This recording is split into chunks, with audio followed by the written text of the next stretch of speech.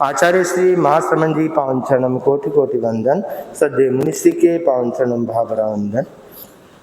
उपस्थित सभी दादा दादी एवं नाना नानी लोग सभी आज सभा के तत्वावधान में मुनिषि के सानिध्य में दादा दादी नाना नानी संबोध शिविर का आयोजन किया गया है।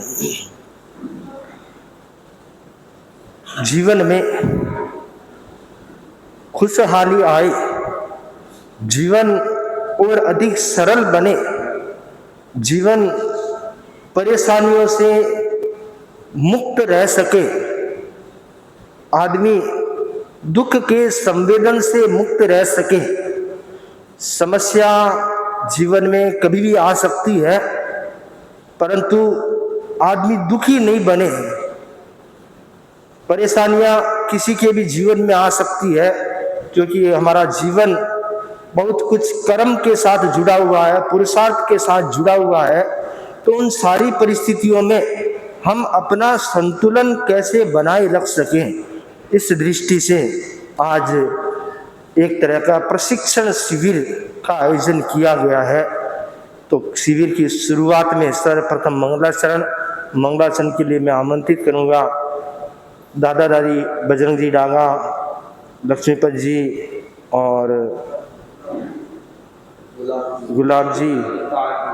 सुबह करते तुलसी बन कर थे पधारो गुरुवर मारे आंगने, कदे भिक्षु बन कर कदे तुलसी बन कर थे पधारो गुरुवर मारे आंगने, थे पधारो गुरुवर मारे आंगने, हो थे पधारो गुरुवर मारे आंगने, कदे भिक्षु बन कर भार मल बन कर थे पधारो गुरुवर मारे आंगने, मारे रूरों में बस जाओ, मारी आत्मा में रम जाओ, राय चंद बन कर जीत मल बन कर थे पधारो गुरुवर मारे आंगने, मारी भक्ति रो दिवलो जलाओ, थे जगमग जोत जलाओ, कदे मगवा बन कर कदे माणक बन कर थे पधारो गुरुवर मारे आंगने, मारे नैना में रम जाओ, मारी पलका में बस जाओ, कदे डालू बन कर कदे कालू बन कर थे पधारो गुरुवर मारे आंगने, इमरत री घूंट पिलाओ, मान भव छू पार लाओ, कदे भिक्षु बन कर कदे तुलसी बन कर थे पधारो गुरुवर मारे आंगने, मारो सोरो भाग्य जगाओ, मारी प्रज्ञा रो दिल जलाओ, महाप्रज्ञ महाश्रमण की शासन परमाने नाजो, कदे भिक्षु बन कर कदे तुलसी बन कर थे पधारो गुरुवर मारे आंगने, हो थे पधारो गुरुवर मारे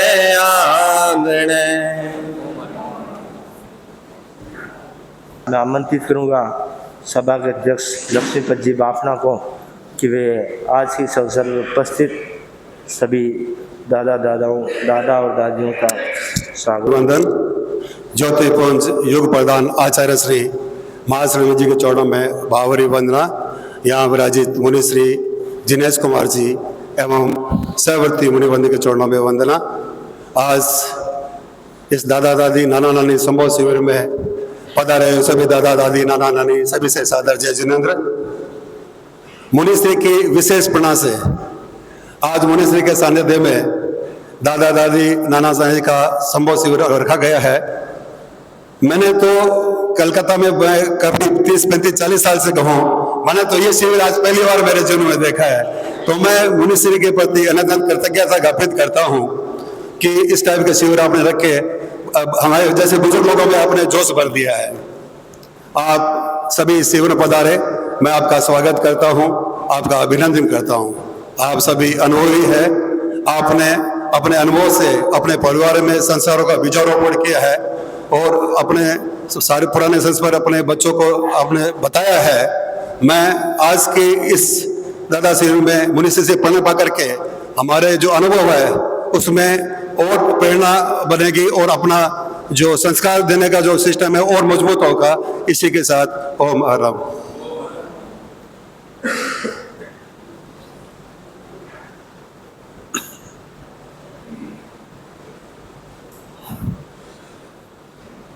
दादा दादी और नाना नानी एक ऐसे व्यक्तित्व है जो सम्माननीय होते हैं, परिवार के सदस्यों के लिए रेस्पेक्टफुल पर्सन होते हैं, क्योंकि उनका मार्गदर्शन पूरे परिवार को प्राप्त होता है। दादा दादी का मतलब है वर्तमान में 50+ हो सकता है 30-40 साल पहले ये पद, दादा दादी का जो पद है वो 40 में मिल जाता होगा, परंतु वर्तमान में 50 से पहले शायद ही मिलता होगा। तो 50+ का मतलब है आपने मान लेते व्यक्ति की आयु 100 वर्ष है तो 50 वर्ष बीतना यानी आधी जिंदगी, आधा सफर तय कर लेना। और आधा सफर तय कर लेना मतलब बहुत सारे अनुभवों को अपने भीतर समेट लेना। जिंदगी में खट्टे मीठे अनेक तरह के अनुभव होते हैं और उन अनुभवों को समेट करके संतुलित जीवन जीते हुए आगे बढ़ने का प्रयास दादा दादी और नाना नानी का होता है। हालांकि बहुत सारे लोग अपने कर्तव्य से निवृत्त हो चुके हैं। हर एक माता पिता का सबसे पहला और मुख्य कर्तव्य होता है कि संतान को पढ़ा लिखा करके उन्हें सेटल कर देना है। संतान सेट हो जाती है, उसके बाद उनकी शादी होगी, बिजनेस में लग गए, तो उसके बाद माता पिता फ्री हो जाते हैं। और जब उम्र 70 साल में पहुंच जाती है तो उस दायित्व से प्राय निवृत्त हो जाते हैं। तो जब वो सांसारिक दायित्व जो प्रमुख और मुख्य दायित्व उनका होता है उससे निवृत्त हो जाते हैं, पोते पोती का दायित्व मुख्य दायित्व नहीं रहता है, वो गौण दायित्व रहता है। पोते पोती का दायित्व उनके माता पिता पर आ जाता है, तो मुख्य दायित्व से निवृत्त हो जाते हैं। और उसके बाद उनके पास कार्य क्या रहता है? उनके पास जो कार्य है वह बहुत ही महत्वपूर्ण कार्य है। कुछ लोग सोचते हैं अब क्या है, अब तो एज हो गई है, अब क्या करना है। ऐसा कभी नहीं सोचना चाहिए। वास्तव में आपका सही जीवन अब प्रारंभ हुआ है। इतने दिन तो परिवार की परवरिश में बिता दिए, वर्ष बिता दिए।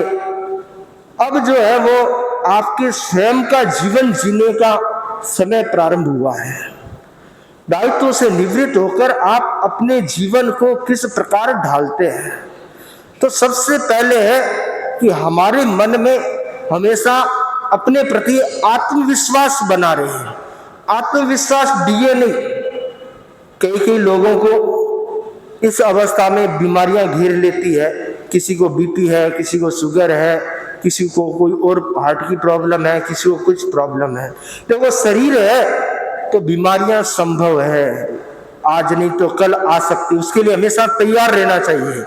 वर्तमान का युग ऐसा है, चारों ओर प्रदूषित माहौल है। इस प्रदूषित माहौल में कब कौन सी बीमारी आए कुछ कहा नहीं जा सकता। तो मानसिक रूप से हमें तैयार रहना चाहिए कि अगर कोई कुछ परिस्थिति बनती है तो मैं उसको झेलने के लिए तैयार हूं। और जिन लोगों को कोई बीमारी आ चुकी है तो उसमें अपने आत्मविश्वास बनाए रखें कि बीमारी क्या है, बीमारी कौन सी बड़ी चीज है। बीमारी कोई बड़ी चीज नहीं है। हमारे कर्म को क्षय करने के लिए हमने पूर्व में कर्म किए हैं, वो फल दे रहे हैं, उनको भोग रहा हूं, तो समता के साथ भोगूंगा तो उनका हिसाब बराबर हो जाएगा, वो फल देकर चले जाएंगे। समभाव जितना रहेगा उतनी कर्म निर्जरा होगी। कहा गया है कि सहनशीलता से बहुत कर्म क्षय होते हैं। अगर कोई समझ कर सहन करता है तो बहुत कर्म क्षय होते हैं। तो अपने प्रति आत्मविश्वास बनाए रखें। मैं किसी भी परिस्थिति में पीछे नहीं हटूंगा। मेरे मन में ये विश्वास है कि मैं हर परिस्थिति में अपने संतुलन को बनाए रखूंगा। तो ये ब्रेन, हमारा जो मस्तिष्क है, इस मस्तिष्क को हम जैसे प्रशिक्षित करें, इस मन को हम जैसे चलाएं वैसे चल सकता है। मन से कमजोर न हो, हमारा मनोबल हमेशा बना रहे। हम जो बड़े बुजुर्ग हैं उनको आदर्श सामने रखें। पिताजी, दादाजी, उन्होंने कैसी कैसी परिस्थितियों में किस अवस्था में मनोबल बनाए रखा, तो उनसे तो वर्तमान में हम और बेहतर स्थिति में, अच्छी स्थिति में। पहले इतनी कहाँ सुविधाएं थी, इतनी न चिकित्सा की सुविधा थी न दूसरी सुविधाएं थी। आज तो लाइफ बहुत इजी बन गई है, बहुत सरल बन गई है, बहुत श्रम कम हो गया है। तो ऐसी लाइफ हमें मिली है, ऐसा जीवन हमें मिला है, तो इस जीवन में हम अपने संतुलन को नहीं खोएंगे। तो ये संतुलन बना रहेगा, आत्मविश्वास बना रहेगा, मनोबल बना रहेगा, तो व्यक्ति लंबे समय तक स्वस्थ रह पाएगा। आदमी बीमार क्यों होता है? बीमारी का कारण है नेगेटिव भाव, नकारात्मक भाव। दादा दादी के मन में अगर नकारात्मक भाव आते हैं, वाणी में नकारात्मकता आती है, तो वही हमारे जीवन में घटित होता है। इस ब्रह्मांड में दोनों तरह की शक्तियां हैं, पॉजिटिव एनर्जी भी है और नेगेटिव एनर्जी भी है। अगर हम पॉजिटिव भाव में रहते हैं तो पॉजिटिव एनर्जी हमारे पास आती है, और नेगेटिव भाव में रहते हैं तो नेगेटिव एनर्जी हमारे पास आती है। तो हमें क्या करना है? हमें स्वस्थ रहना है। हमारा संकल्प है मुझे स्वस्थ रहना है। तो स्वस्थ कब रहेंगे? जब हमेशा पॉजिटिव रहेंगे, सकारात्मक रहेंगे, तो हमेशा स्वस्थ रह पाएंगे। और नेगेटिव हो जाएंगे तो धीरे धीरे बीमारियां एक एक करके अपने आप लाइन से तैयार खड़ी है। वह तो उसको बुलाने वाला चाहिए, आमंत्रण देने वाला चाहिए। बीमारियां तैयार खड़ी है। तो बीमारियों से बचना है, स्वस्थ रहना है, तो उसके लिए जरूरी है कि हम पॉजिटिव बने रहें, सकारात्मक बने रहें। अगर दादा दादी, नाना नानी सकारात्मक है तो आने वाली पीढ़ी को भी वैसी प्रेरणा प्राप्त होगी। पोते ने कहा, दादाजी आज से मैं आपके साथ भोजन नहीं करूंगा। पोता बड़ा हो गया था, उसको लगने लगा कि दादा के साथ भोजन करता है, मैं अपना स्वतंत्र भोजन करूंगा। दादा ने कहा, ठीक है पोता, कोई बात नहीं, इतने दिन तूने मेरे साथ भोजन किया, आज से मैं तेरे साथ भोजन करूंगा। बात तो वो की वो है, परंतु पोते के समझ में आ गई कि दादा मेरे साथ भोजन करेंगे। खुश हो गया और दादा के साथ खाना खाने लग गया। तो कहने का तात्पर्य, दादा ने इसको पॉजिटिवली लिया, सकारात्मक लिया, तो बात रह गई। अगर दादा ठन जाते, नकारात्मक ले लेते, तो दोनों की खाना अलग अलग हो जाता, दो थालियां लगती। तो पॉजिटिव हम हर जीवन के हर परिवेश में उसको पॉजिटिव लेते जाए तो वातावरण, माहौल बहुत अच्छा बन सकता है। और सबसे बड़ा जो प्रभाव होता है वो अपने मन और मस्तिष्क पर होता है। आदमी बीमारी से बचता है, स्वस्थ रहता है, उसका कॉन्फिडेंस बढ़ता है, आत्मविश्वास बढ़ता है और दिमाग का संतुलन बहुत अच्छे ढंग से बना रहता है। तो आप प्रयास कीजिए, प्रयोग कीजिए 1 महीने तक कि मैं कोई भी नकारात्मक विचार नहीं बोलूंगा, स्वयं नहीं बोलूंगा, और कोई बोलता है तो उसको वहीं पर रोकूंगा कि नहीं, नकारात्मक मत बोलो, सकारात्मक बोलो। अगर आप ऐसा प्रयास करेंगे तो आपके जीवन में बहुत कुछ परिवर्तन घटित हो सकता है। आचार्य श्री महाप्रज्ञ जी ने तो सकारात्मक भाव पर, विचार पर बहुत जोर दिया, बल दिया। उन्होंने तो यहाँ तक कहा है ये एक तरह का सम्यक दर्शन है, जो सही सोचता है एक तरह का उसका सम्यक दर्शन है, सम्यक दृष्टि से प्राप्त हो जाती है। तो सही सोचे, सही बोले और अपने मनोबल और आत्मविश्वास को बनाए रखें तो दादा दादी का जीवन बहुत अच्छा और श्रेष्ठ बन सकता है। दादा दादी का पोते पोतियों के प्रति क्या कर्तव्य होता है और परिवार के प्रति क्या दायित्व होता है, उसकी चर्चा हम अगले सत्र में मुनि से संबोधित कर पाएंगे। तो मैं इतना ही कहना चाहूँगा कि प्रथम सत्र में आज यहाँ शिविर में आप उपस्थित हुए हैं तो सबसे पहला ये संकल्प लें कि मैं हमेशा सकारात्मक रहूँगा, पॉजिटिव रहूँगा, नकारात्मक नहीं रहूँगा। तो ये जो संकल्प होगा वह संकल्प आपके जीवन को बहुत अच्छा बनाने वाला होगा। अब मैं निवेदन करूँगा श्रद्धेय मुनिश्री से शिविर के प्रथम सत्र में अपना उद्बोधन।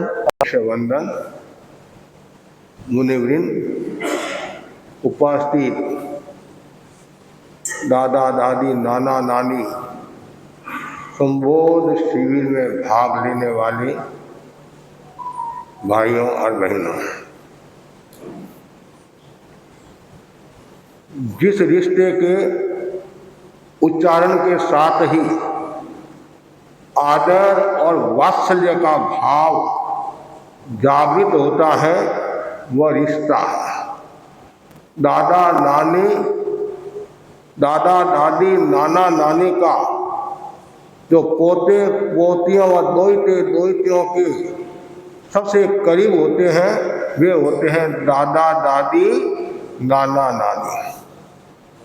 दादा दादी और नाना नानी का रिश्ता प्राय जीवन के तीसरे चरण में पहुंचने पर प्रारंभ होता है। इस रिश्ते की प्राप्ति के बाद जीवन में कुछ परिवर्तन करना चाहिए। बढ़ती उम्र के साथ स्वास्थ्य सबसे अच्छा महत्वपूर्ण विषय होता है, उसके प्रति जागरूक रहना चाहिए। सबसे पहले दादा दादी, नाना नानी को अपनी दिनचर्या व्यवस्थित करनी चाहिए। पुरानी परंपरा के अनुसार जल्दी सोना, जल्दी उठना स्वस्थता की निशानी थी। जो जल्दी सोता है, जल्दी उठता है तो उसके सब काम व्यवस्थित ढंग से होते हैं और शरीर में भी फुर्ती रहती है, घर परिवार का माहौल भी अच्छा रहता है। दादा दादी, नाना नानी यदि सुबह 4 बजे उठने का लक्ष्य रखे या 5 बजे उठने का लक्ष्य रखे और 10 बजे तक अपनी एक दिनचर्या बना दे तो संभवतः आपके जीवन में कोई भी प्रकार की कठिनाई नहीं आएगी। सुबह उठते ही निवृत्ति के पश्चात माला, जाप, समाई, संवर, साधना जो करना है, उसके बाद में घर की जो आपकी व्यवस्था है, आपकी जो जिम्मेदारी है और जिम्मेदारी को अच्छी तरह से संपादित करना चाहिए और अच्छी तरह से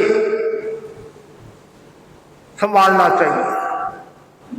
उसके बाद में गांव में साधु संत है, प्रवचन आदि सुनो, धार्मिक क्रिया करो, दोपहर में वापिस सामूहिक धर्म आराधना करो साधु संतों की सन्निधि में, और शाम को प्रतिक्रमण कर लिया या आपके दुकान है जो आपकी जिम्मेदारी है तो तो वो भी आप संभाल सकते हैं।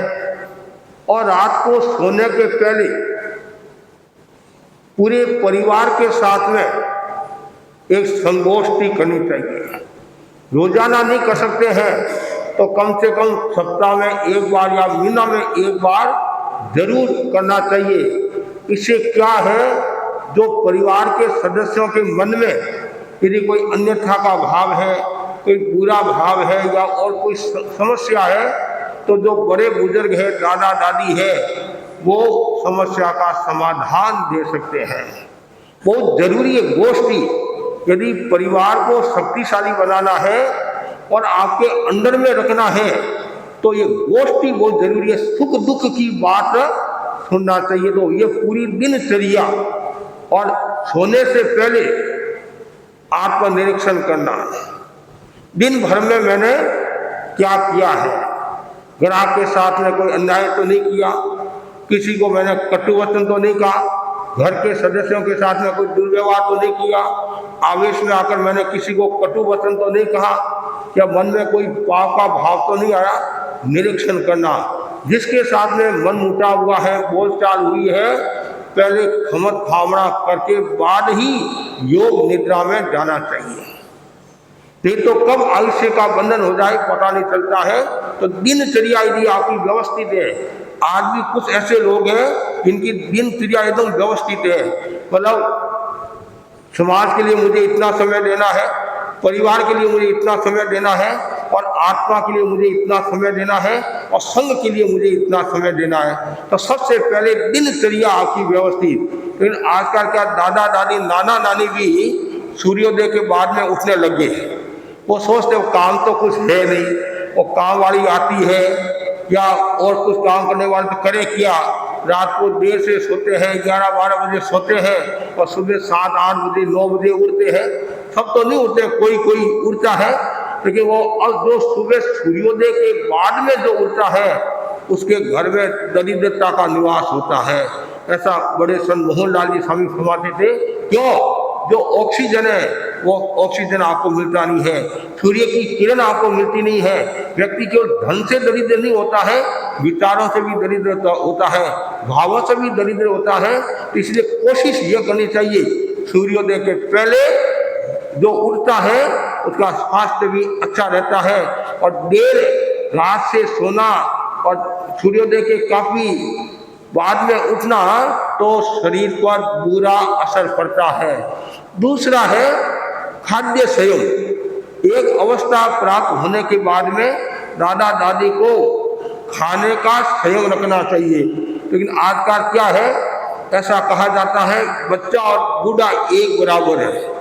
हाँ, बच्चे को जैसे भूख लगती है ऐसे बूढ़े को भी भूख लगती है। दिन भर ऐसे तो शुगर की बीमारी है, उसको तो भूख लगती है, वो अलग बात है, लेकिन भूख लगती है। लेकिन भूख लगती है शरीर है, लेकिन एक अवस्था आने के बाद में आहार में भी परिवर्तन लाना चाहिए। आचार्य महाप्रज्ञ जी ने, युवाचार्य महासंबंधी उसमें युवाचार्य थे, फरमाया था 40 साल के बाद में भोजन में परिवर्तन लाना चाहिए।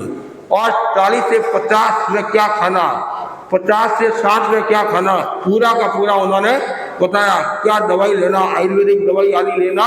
तो 40 तक तो क्या हमारा शरीर का जो पाचन तंत्र वो मजबूत रहता है। उसके बाद में धीरे धीरे क्या होता है, पाचन तंत्र पर भी असर आता है, स्वास्थ्य पर भी असर आता है, और धीरे धीरे बूढ़ापा का भी लक्षण सामने दिखाई देने लग जाता है। उसमें आहार की महत्वपूर्ण भूमिका रहती है। आप जितना सात्विक आहार करोगे और जितना हितकारी और ऋतु के अनुसार भोजन होता है उतना ही स्वास्थ्य अच्छा होता है। और उनमें भी खाद्य संयम, अर्थात कुछ लोग कहते महाराज मैं तो कुछ नहीं खाता हूँ, केवल दाल चपाती खाता हूँ। कितनी? मात्र 11 चपाती खाता हूँ और 3-4 है वो टोसी क्या है तो कटोरी दाल पी लेता हूँ। तो और क्या माता खाएगा क्या? हाँ, मतलब एक अवस्था के बाद में चिंतन करना चाहिए कि पेट है, पेटी नहीं है, पेट है। और आपको लंबे समय तक जीना है, लंबे समय तक साधना करना है, लंबे समय तक संघ की सेवा करना है, तो स्वास्थ्य पर ध्यान देना होगा। गुरुदेव तुलसी ने भी महाप्रज्ञ जी को कहा था, यदि हम प्रारंभ में आहार के प्रति सचेत हो जाते तो 100 वर्ष की उम्र प्राप्त करते हैं। आज जो लोग जल्दी मृत्यु को प्राप्त होते हैं उनमें एक बड़ा कारण है आहार का असंयम, आहार का विवेक नहीं। जब मन में आया तब खाते जाए, मेल वस्तुओं का भी आपको ज्ञान नहीं है, वो भी जरूरी है। बस केवल स्वाद के वशीभूत होकर आप खाते हैं तो बीमारियों को निमंत्रण देते हैं। इसलिए बहुत सुंदर कहा गया है कि कुछ अर्थ के उन्माद में मर जाते हैं, कुछ अर्थ के उन्माद में मर जाते हैं और कुछ व्यर्थ के विवाद में मर जाते हैं। कुछ अर्थ के उन्माद में मर जाते हैं, कुछ व्यर्थ के उन्माद में मर जाते हैं और कुछ मर जाते हैं उधर की भूख से, कुछ मर जाते हैं उधर की भूख से और कुछ जीव के स्वाद में मर जाते हैं, कुछ जीव के स्वाद में मर जाते हैं। ये स्वाद चटोकरी बोले नहीं, पिज्जा बर्गर, आजकल बूढ़े डोकरी भी है नहीं, तो आप पिज्जा आने दो, ये आने दो, वो आने दो। और फिर पोता बड़ा होशियार होता है और दादा दादी को पुटरा देता है, दादा दादी ये क्या रोटी में है, अब बुढ़ापा है पिज्जा, तो दादी भी खुश होती, पोता मेरा कितना ध्यान रखता है। उसको ये पता नहीं पोता अपना काम निकलवाने के लिए दादी को तैयार करा है, दादी को तैयार करा है। लेकिन एक आपको ध्यान रखना, खाद्य स्वयं पर आहार का पूरा विवेक रखना, समय समय पर विज्ञ वर्धन करो, द्रव्य की सीमा करो, प्रकाश ना करो, आमिल करो, कुछ न कुछ त्याग, इससे जीवन आपका श्रेष्ठ होगा। तो ये पहला सूत्र है आत्मनिरीक्षण, दूसरा है खाद्य स्वयं और उससे पहले है दिनचर्या आपकी व्यवस्थित। उसके बाद में बहुत महत्वपूर्ण एक सूत्र बताया गया है, वो ये है कि सक्रिय रहना। आजकल क्या है, घर में बहू आ गई तो कुछ महीने क्या है थोड़ी निष्क्रिय होगी।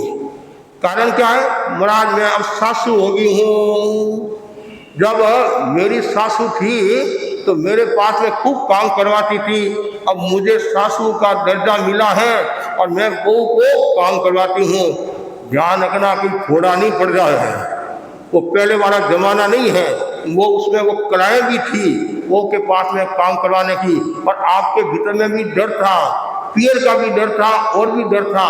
और न तो किसी का डर है, यदि आप सक्रिय नहीं रहे तो कल कोई रोग हो गया तो सेवा करना भारी पड़ जाएगा।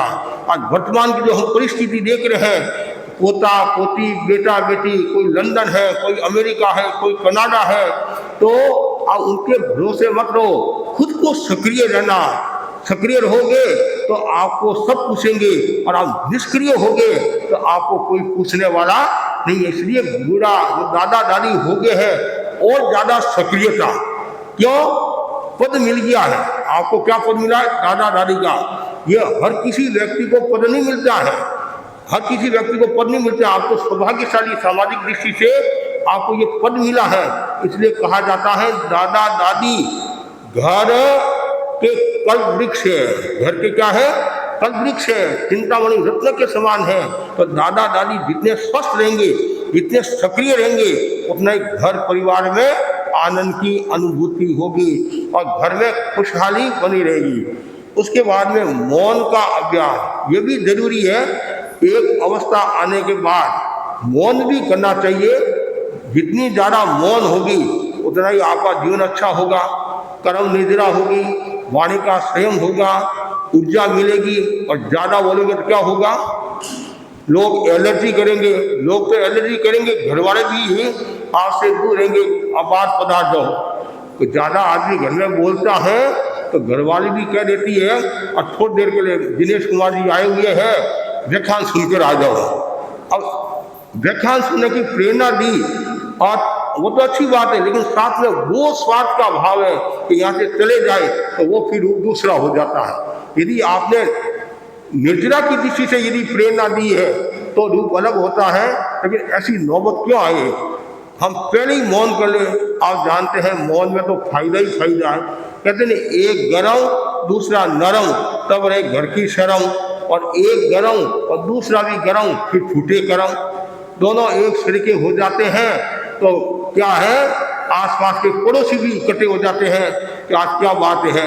पहले हम महाभारत के बारे में सुनते थे, रामायण के बारे में सुनते थे, आज घर घर में महाभारत है, घर घर में महाभारत है। और कब महाभारत छिड़ जाता है पता नहीं चलता है, कब छिड़ जाता है।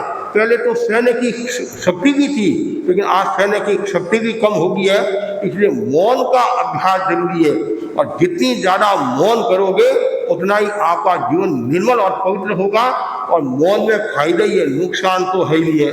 जहाँ मौन है वहाँ शांति का साम्राज्य स्थापित होगा। जहाँ मौन है वहाँ आपको टॉनिक मिलेगा। जहाँ मौन एक प्रकार की सर्वोत्तम औषधि है। जैसे दवाई से रोग का उपशमन होता है, वैसे वाणी का संयम मौन की साधना से कलेश शमन होता है। घर में शांति का माहौल बना रहता है।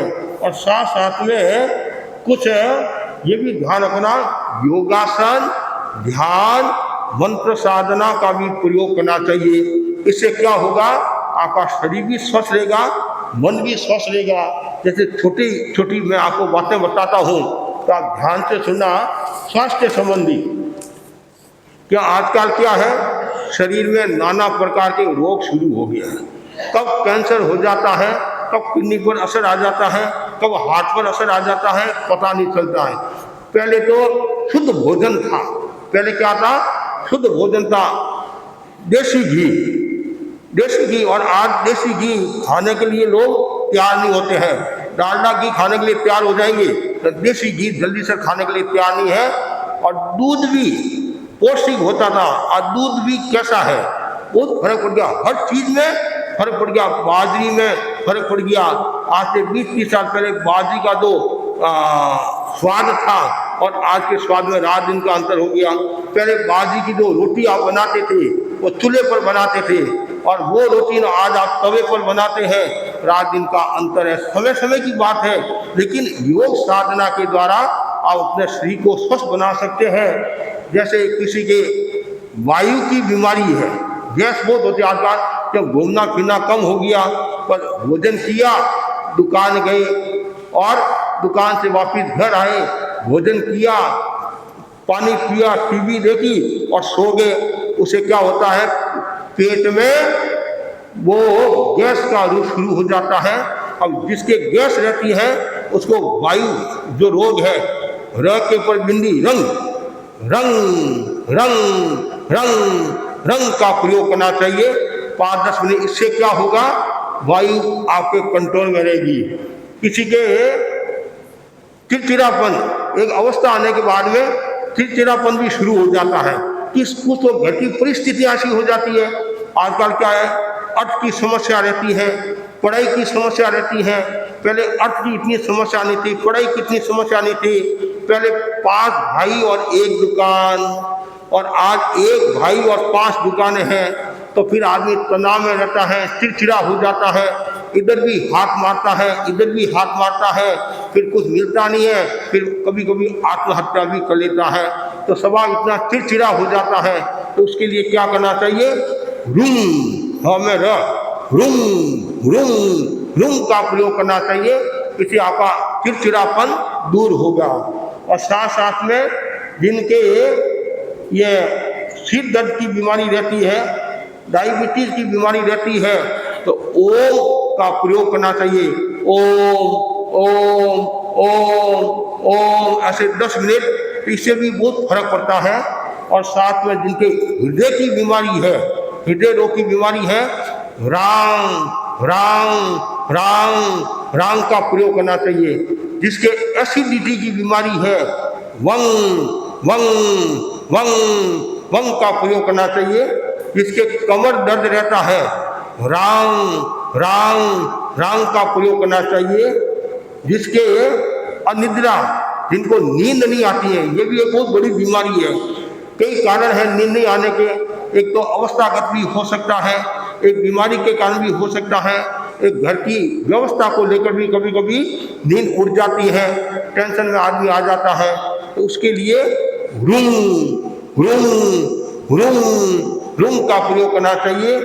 और जिनके पैरों में आजकल ये भी बहुत दर्द रहता है, पैरों में घुटनों में बहुत दर्द रहता है, तो लांग लांग लांग या लंग लंग का प्रयोग करने से भी राहत मिलती है। और जिनके श्वास की बीमारी होती है, दमा श्वास की बीमारी होती है, तो रांग रांग रिंग रिंग रिंग रिंग का प्रयोग करना चाहिए। ये कुछ प्रयोग है, इन प्रयोगों के द्वारा आप अपने जीवन को अच्छा बना सकते हैं। और एक साथ में अस्वास्थ्य निवारण के लिए क्या करें? रांग रिंग रुंग रेंग रोंग रंग रह, इसका 10 मिनट प्रयोग करना चाहिए। और इस प्रयोगों से आपके जो स्वास्थ्य संबंधी समस्या है उसका आपको समाधान मिलेगा। और साथ साथ में मुद्रा का भी बहुत फर्क पड़ता है। जैसे आकाश मुद्रा है, जिनके कैल्शियम की समस्या होती है, हड्डियों की जिनके समस्या होती है, तो आकाश मुद्रा का प्रयोग करने से ये कैल्शियम की पूर्ति होती है और हड्डियों की कमजोरी दूर होती है। ये मध्यमा ये मध्यमा हुई, मध्यमा अंगुली और अंगुष्ठ, ये ऐसे, ये आकाश मुद्रा होगी।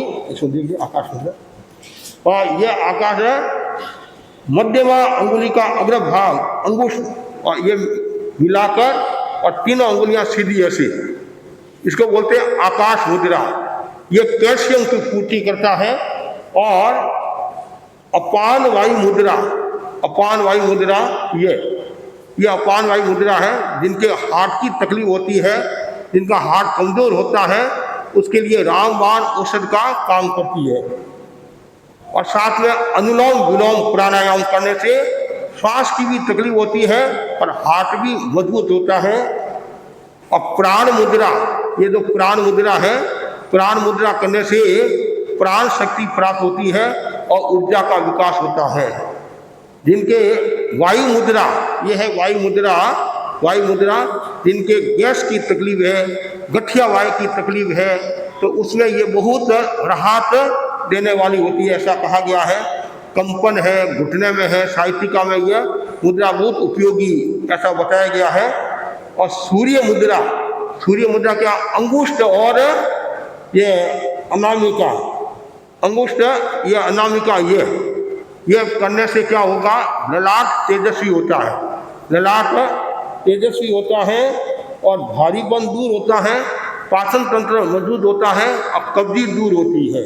तो एक है सर्वेंद्रिय मुद्रा, बहुत महत्वपूर्ण मुद्रा, जिनका मन अस्थिर है, वासना सताती है, पूरी भावना आती है, तो आचार्य महाप्रज्ञ जी ने बहुत महत्वपूर्ण मुद्रा बताई है। पांचों का स्वयं 1 2 3 4 5।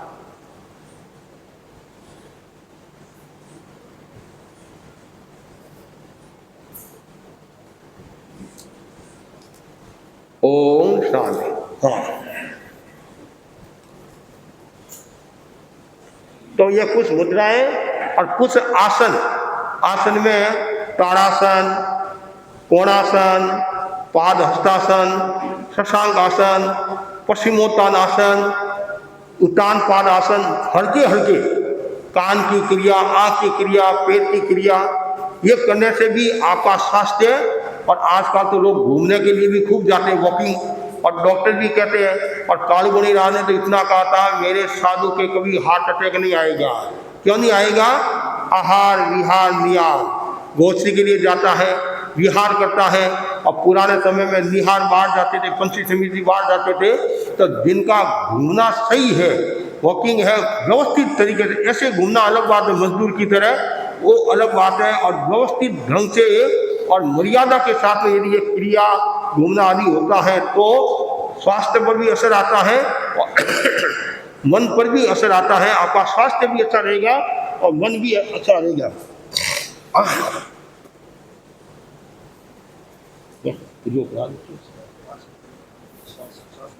हाँ, उसके बाद में 1-2 मंत्र का भी आप नियमित जाप कर सकते हैं। जिनके चिंता बहुत रहती है, आजकल चिंता खूब रहती है, किसी के सगाई की चिंता है, महाराज मेरे बेटे की सगाई नहीं हो रही है, बेटी की सगाई नहीं हो रही है, नौकरी नहीं लग रही है, मेरे पोता नहीं हुआ, अब पोता हो गया तो मेरे परपोता नहीं है, महाराज बहुत इच्छा है मैं सोने की निसर जाऊँ, और आप कोई प्रयोग बताओ। अरे हम ये प्रयोग थोड़ी बताएंगे, हम तो कर्म निद्रा की बात करते हैं। बाबूलाल जी हो चाहे प्रेमीचंद जी हो, कोई भी हो, मतलब संसारी जीवों के रहता है, कोई भी हो नहीं, संसारी जीवों के रहता है। लेकिन मूल बात है आप मंत्र साधना किस लिए करें? कर्म निद्रा के लिए। यदि आप स्वास्थ्य के लिए कर्म ये करेंगे तो खाली आपको स्वास्थ्य का लाभ हो सकता है, आत्मा की शुद्धि नहीं है। और आत्मा की शुद्धि के लिए करोगे तो आपका भाव मन सब अच्छा रहेगा। तो पहला जो सूत्र है ये जाप है, वो महत्वपूर्ण जाप है। ओम ह्रीं श्रीं भगवते पार्श्वनाथाय हर हर स्वाहा। ओम ह्रीं श्रीं भगवते पार्श्वनाथाय हर हर स्वाहा। यह रोजाना एक माणा मानसिक शांति, तनाव मुक्ति और चिंता मुक्ति के लिए है। दूसरा है घर में कलह का शमन करना है। घर में कलह का वातावरण भी रहता है, छोटी छोटी बातों को लेकर भी हो जाता है। तो उसके लिए ओम अरहं अस्या उषा नमे। ओम अरहं अस्या उषा नमे। और तीसरा बहुत महत्वपूर्ण है, ध्यान से सुनना, अनुकूल स्थिति बनाना। घर में प्रतिकूल स्थिति होती है, व्यापार में आदि में, तो बहुत सुंदर है। आचार्य महाप्रभु जी ने मंत्र दिया है, ह्रीं नमो उवध्यायाणं, ह्रीं नमो लोये सव्वसावणं, ह्रीं नमो आयर्याणं, ह्रीं नमो सिद्धाणं, ह्रीं नमो अरहंताणं। प्रतिकूल परिस्थिति अनुकूल परिस्थिति हो जाती है और घर में शांति का माहौल, परिवार में शांति का माहौल बना रहता है। और ये 12,000 का जाप करना है। कितना? 12,000 का जाप करने के बाद में फिर रोजाना एक माणा फिर सकते हैं। तो जप, मंत्र, योगासन, मुद्रा और साथ साथ में ध्यान का प्रयोग। ध्यान के प्रयोग में ज्यादा आशय नहीं होता है। श्वास तो आप लेते ही नहीं, सभी श्वास लेते हैं। ऐसा कोई भाई बहन है जो श्वास नहीं लेता है? सब लेते नहीं। और कोई नहीं लेगा तो अभी मुश्किल हो जाएगी। या तो डॉक्टर को बोलाओ या और कुछ प्रयोग करो। और श्वास तो आप सब लेते हैं, थोड़ा सा यदि आप ध्यान रखें तो आपको बहुत फायदा हो सकता है। एक सहज श्वास, एक दीर्घ श्वास, दो होता है। सहज श्वास 1 मिनट में 16-17 और दीर्घ श्वास 1 मिनट में 5-6। तो आप निरंतर दीर्घ श्वास का प्रयोग करने से श्वास लेते समय पेट बाहर आएगा और छोड़ते समय पेट भीतर जाएगा। चित्त को नाभि पर या नासाग्र पर केंद्रित करना और बार बार श्वास को देखते जाओ।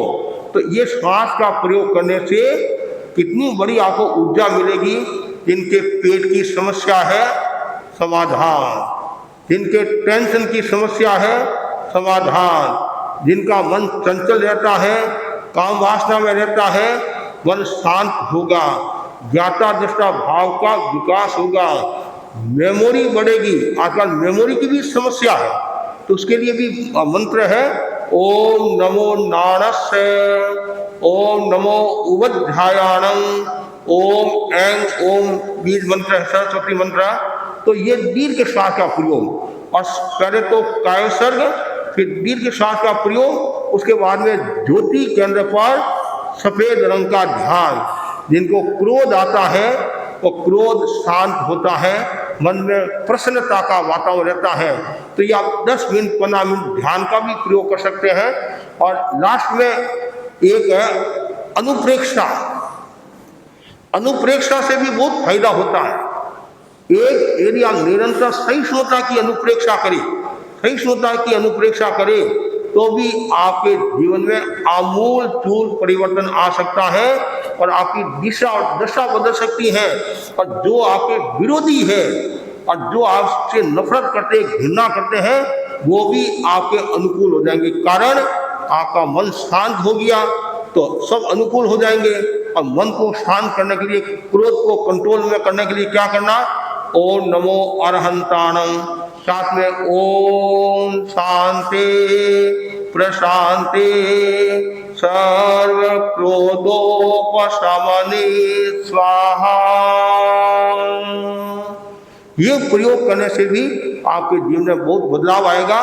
तो अभी तो मैंने आपको ये बताया है, और संभवतः द्वितीय सत्र में कुछ प्रयोग, क्या द्वितीय सत्र है देरी हो गई, द्वितीय सत्र में कुछ प्रयोग भी आपको बता दूंगा। तो इससे आपके जीवन में बहुत बदलाव आएगा। मूल जो आपकी जिम्मेदारी है उन जिम्मेदारी को भी समझना चाहिए।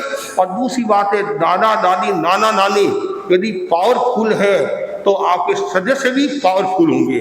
ऐसा कहा जाता नहीं, बाप जैसो बेटो कहते नहीं, और माँ जैसी बेटी कहते नहीं, सामान्य है। तो यदि दादा मजबूत है तो कहीं न कहीं पोता पर असर आएगा।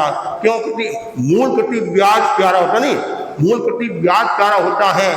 जैसे एक भारतीय परिवार विदेश में गया तो घर में ऐसी कोई बात चली परीक्षा के रूप में या कोई बात लेने के लिए, तो बेटे ने कहा अपने बेटे को, मतलब बाप का बेटा, बाप ने अपने बेटे को कहा कि दादाजी को देश भेज दिए।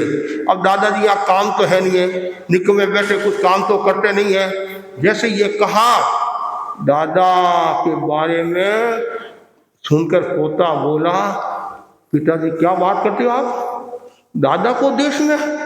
दादा तो मेरी समस्या का समाधान देते हैं और मेरा कितना ध्यान रखते हैं, कितना लाड करते हैं, प्रश्न का उत्तर देते हैं, और मैं दादा के ऐसे हाथ फेरता हूं और दादा खुश होते हैं। ऐसा करो, अब दादा को तो मत भेजो, आप चले जाओ। आप केवल हुक्म देते हो, आदेश देते हो, काम तो कुछ करते नहीं हो। देखो दादा का कितना महत्व है। ऐसे ही एक दिन का दादी को भेज दो, ये कोई काम तो करती नहीं है, केवल खाऊ खाऊ करती है और कोई काम की नहीं है, निकम्मी नहीं, बूढ़ी डोकरी है, इसको देश में भेज दे, वहाँ उनकी सहेलियाँ मिलेगी और बातें करती रहेगी। पोता बोला, बेटा बोला, क्या बात करते पिताजी, दादी को देश कभी नहीं हो सकता है। दादी तो हमारे को कहानियां सुनाती है, अच्छी अच्छी बातें सुनाती है, मेरे को स्नान कराती है, मेरा कपड़ा धोती है, और पैरों में दर्द होता है तो मालिश करती है, और अच्छी अच्छी शिक्षा देती है, बड़े प्रेम से समझाती है।